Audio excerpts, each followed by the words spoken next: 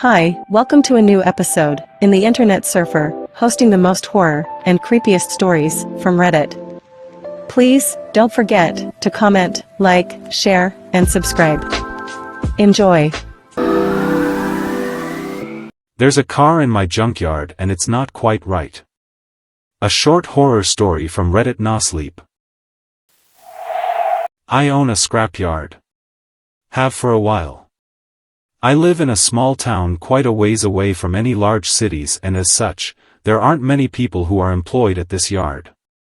It's just me during weekdays and Saturday, and a security guard who watches over it at night when I'm not there. The primary scrap we take in is vehicles. Mostly people's beaters and failed project cars, occasionally old farm equipment, and sometimes a school bus or two. We provide a small cash sum to the owner, and I'll get to work on taking the cars apart and salvaging whatever still works to sell as used parts. It's a job that pays okay, but I love working on vehicles and it's rewarding to work for yourself. But I must admit, I've had a few head scratchers in my time working here. I originally didn't want to tell anyone about what I found a week ago. I truly just wanted to forget about it. At the same time, my curiosity is too strong. I need to know if anyone else has ever come across something like this. I went into work one morning, and I began to take inventory on the vehicles we had in our lot. I do this occasionally to make sure nobody vandalized anything or tried salvaging their own parts, and for the most part everything was as I had left it the night before. Everything, save for this car tucked away in the corner behind our scrap metal shed. The night before, there were exactly 6 vehicles in my lot. In the morning, there were 7. The security guard on night shift isn't supposed to allow anyone to deliver a vehicle. He doesn't know how to register it in our system, and he certainly doesn't have access to the cash safe. Was it possible that they let the deliverer drive their vehicle in to negotiate prices with me in the morning? Well, maybe, but there were no notes left on my desk about the car. There was no contact information, or even an acknowledgement about the vehicle. And it didn't stop there. The car was tucked behind the scrap shed, which seems like a very odd place to leave it if it was supposed to be seen by me. Further, and I'll admit this was when things started getting a little weird, there were no tire tracks to the vehicle. The only thing that would explain how it got there was a small hole in the side of the fence, a hole that wasn't there last night. Yet, the hole was small, not even a person could fit through it. Well, I didn't really think much of it. It was strange, but work was work, and if I was given the opportunity to salvage a car for free, I'd see no reason not to take the profit. If the vehicle owner showed up later, then great. I'd willingly strike a deal. Only, as the day went by, nobody stopped by. So by around 4, I assumed the vehicle was abandoned, hopped in my truck, and towed it to the center of the lot. Now, it's probably worth mentioning what the car looked like, because, well, once I got it where I wanted it, I took a look to see what I was working with. Right off the bat, the car looked at first glance like an old 1970s Ford Mustang, but there were no insignias on the grille. Further, it looked too long to be a Mustang and the proportions were just wrong. I'm a bit shorter than the average man, but when I peeked inside the cabin, it was incredibly cramped and I knew that even I would struggle to fit in it. The floor was raised far too much off the ground. Then, there were the tires. Each tire was a different size and different brand. And the axles were misaligned but in a way that the balance of the car was not impacted. To make matters worse, the actual frame of the car was off. It was painted a dark purple but the paint almost seemed to blend into a maroon the further back it went. And, honestly, quite the weirdest part was that the roof of the car had mold growing on it. Not the ceiling. The metal roof. There were blemishes and scratches on the car but none of it looked as it should if the car was painted the color it was. There were parts on the chasing that were rusting, but it wasn't turning red from oxidation. It was turning black. Then, when I went to the back, the tail lights were not the same either. One was larger than the other, and the one on the right was circular whereas the one on the left was rectangular. The headlights were weird too. There were two sets of headlights on the left side, and one set on the right. So while looking at its exterior, I decided that what I was most likely working with was a failed project car that was abandoned and perhaps the owner dropped it off at night out of embarrassment. Still, the chasing was all wrong. I don't know where one could get a car so out of proportion like this. Further, while the overall craftsmanship was high quality, everything fit together and overall the vehicle looked structurally sound, there were just too much weirdness to be explained as the passion project of one person, unless it was their intent to make something different. But everything I told you wasn't even the worst of it. No, the worst of it was that the car smelled horribly. It smelled like rotting flesh. Which began to produce a new theory in my mind. This weird car might have been used as a dumping object for a body. The trunk was locked, so I decided to see if I could locate the keys. I opened the driver's side door, which was unsurprisingly unlocked, and saw that the keys were in the ignition. I ducked into the cramped driver's side of the vehicle, arching my back as I tried to sit in it comfortably. The moment I made contact with the driver's seat, I winced. I sunk into the fabric. The driver's seat was made of something far softer than I expected, and it was wet.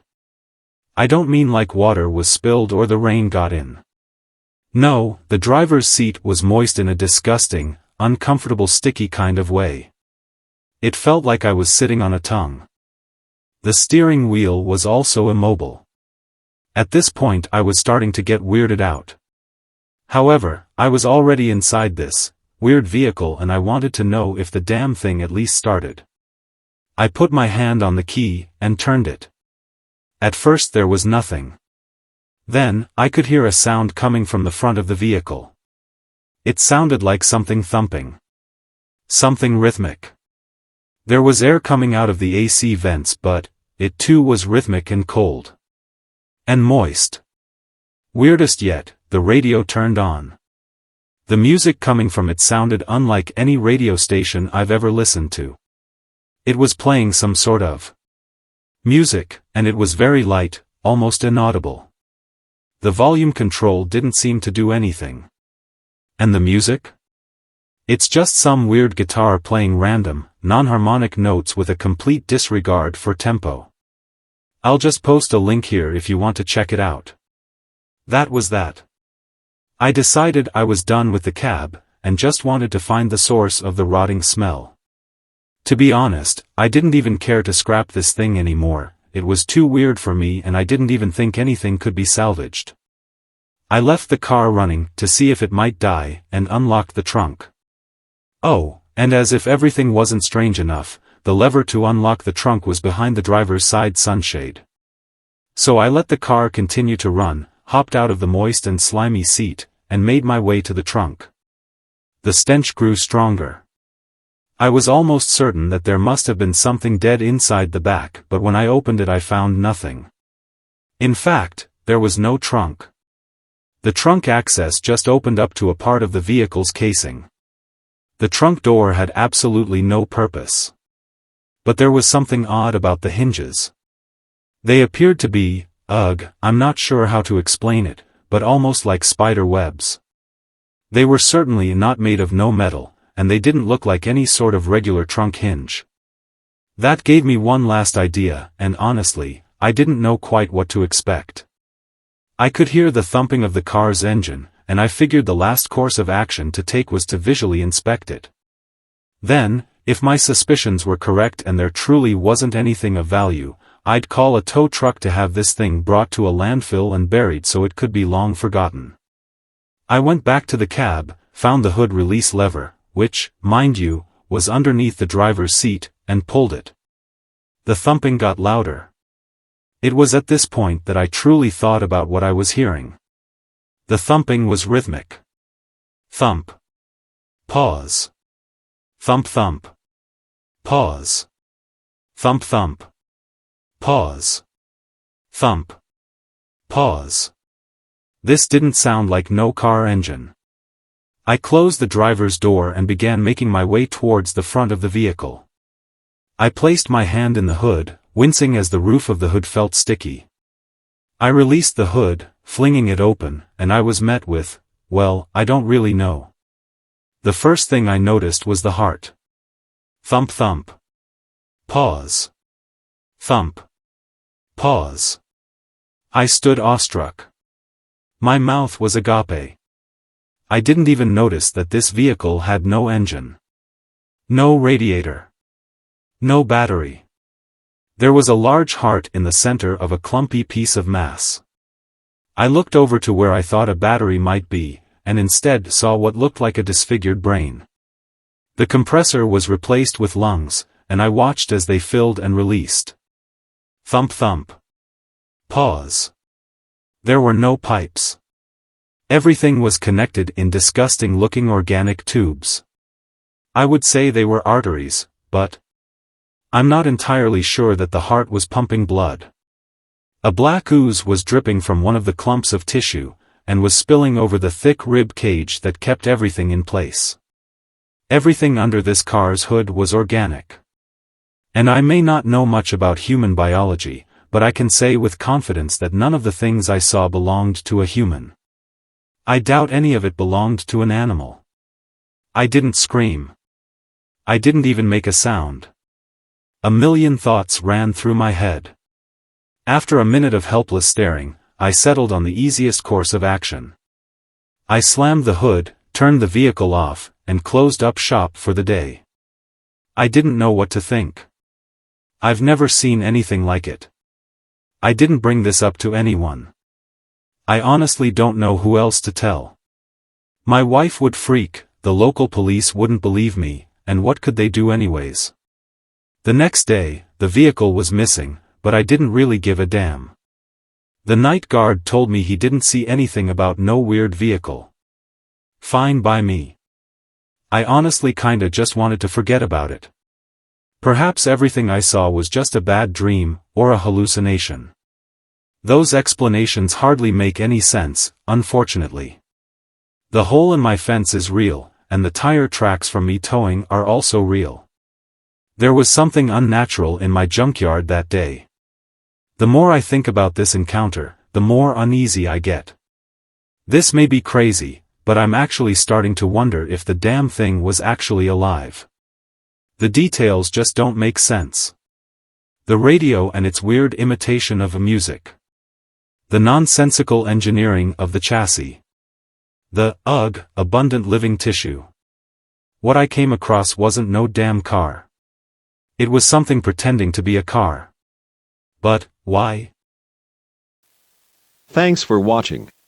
Please comment, like, share and subscribe. The Internet Surfer on YouTube for more horror and scary stories.